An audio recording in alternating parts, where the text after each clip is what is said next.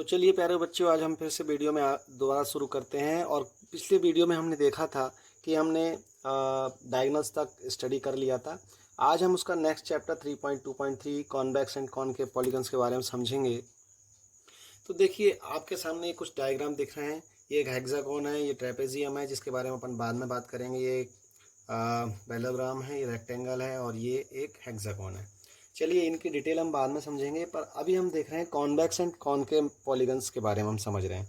तो जो authentic definition है जो बुक में दिया हुआ है वो ये है कि जो डायगोनल्स होते हैं, अगर डायगोनल्स के पॉइंट एक्सटीरियर में हो, एक्सटीरियर मीन्स ये जो डायग्राम हमारे पास है हेक्सागोन, ट्रेपेजियम, रोमबस, कुछ भी, अगर इसके बाहर एक्सटीरियर में अगर कोई पॉइंट होता है डायगोनल का, तो हम कहेंगे कि ये कॉन्वेक्स पॉलीगन नहीं है। लेकिन क्योंकि इसका अगर हम डायगोनल देखें तो डायगोनल्स के दोनों पॉइंट हमारे इंटीरियर में आ रहे हैं। इसके जितने भी डायगोनल्स बनेंगे, इनके सारे डायगोनल्स के पॉइंट कहाँ आएंगे? इनके इंटीरियर में।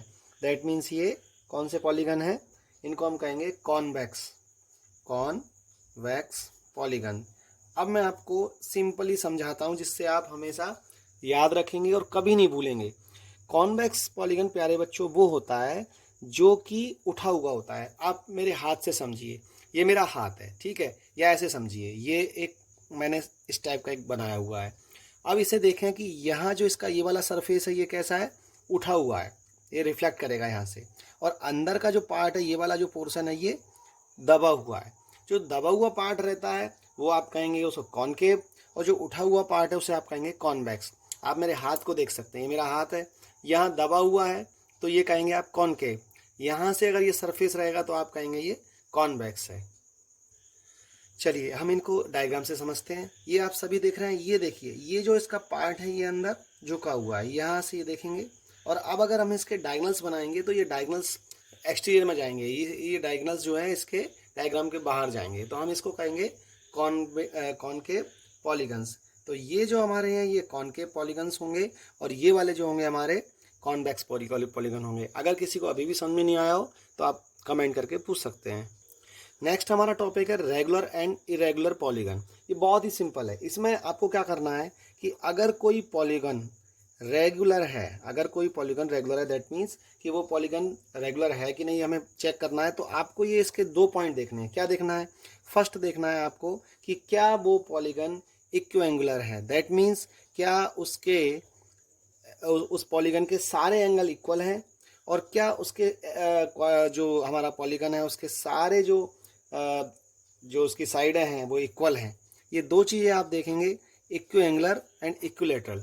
अगर ये दो चीज़ें आपको मिलेंगी तो आप कह सकते हैं कि ये जो हमारा पॉलीगन है वो इक्विएंगुलर है, और इक्विलेटरल है तो वो रेगुलर है। देखिए, जैसे मेरे पास एक ये ट्रायंगल है, मैं इसको एक नाम दे देता हूँ ABC। और इस ट्रायंगल की अगर ये तीनों साइड इक्वल हैं, दैट मीन्स ये कौन सा ट्रायंगल हो जाएगा? यस, तीन टाइप के ट्रायंगल होते हैं। साइडों की डिसाइड जो हमारी साइडें रहती हैं उनके बेसिस पे स्केलन होता है, आइसोसेलेस होता है और इक्विलेटरल होता है। तो ये क्योंकि तीनों साइड इक्वल है तो ये कौन सा होगा? Equilateral triangle. और क्योंकि इसके तीनों एंगल इक्वल हैं तो हमारी ये दोनों कंडीशंस फॉलो हो रही हैं, तो हम कहेंगे ये रेगुलर पॉलीगन है। अगर मैं स्क्वायर की बात करूं तो स्क्वायर भी हमारा एक रेगुलर पॉलीगन होता है। क्यों? क्योंकि स्क्वायर की चारों साइड इक्वल होती हैं और सभी एंगल जो है 90 डिग्री के होते हैं। लेकिन अगर मैं बात करूं कि अगर मेरे पास एक रेक्टेंगल है, क्या ये रेगुलर पॉलीगन हो जाएगा? बताइए, रेगुलर होगा या रेगुलर? क्योंकि इसके एंगल तो इक्वल हैं तो ये इक्विएंगुलर है, बट इसकी जो साइडें हैं वो अपोजिट साइड इक्वल होती हैं। अपोजिट साइड इक्वल होती हैं, दैट मीन्स ये जो पॉलीगन है वो इरेगुलर पॉलीगन है। तो स्क्वायर की हम बात करेंगे तो रेगुलर है, और रेक्टेंगल की बात करेंगे तो ये इरेगुलर है। ओके, अगर आप इसकी डेफिनेशन याद करना चाहें तो बहुत सिंपल है। A regular polygon is both equiangular and equilateral. मैं फिर से रिपीट कर रहा हूँ, आप लोग इसको दोहराएंगे मेरे साथ। A regular polygon is both equiangular and equilateral. Okay, next heading है हमारी एंगल सम प्रॉपर्टी। तो लास्ट ईयर आप 7th क्लास में पढ़ चुके हैं कि जो हमारा ट्रायंगल होता है उसके सभी एंगलों का सम कितना होता है? 180 डिग्री। यस, उसके जो तीनों एंगल होते हैं उनका जो मेजरमेंट होता है, अगर हम उसको प्लस करेंगे तो वो कितना आएगा? Angle A plus angle B plus angle C is equal to 180 degree.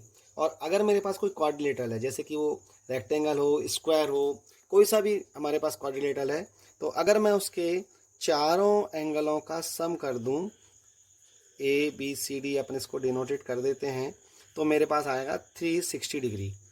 ऐसे ही मेरे पास पेंटागन आएगा, हेक्सागन आएगा।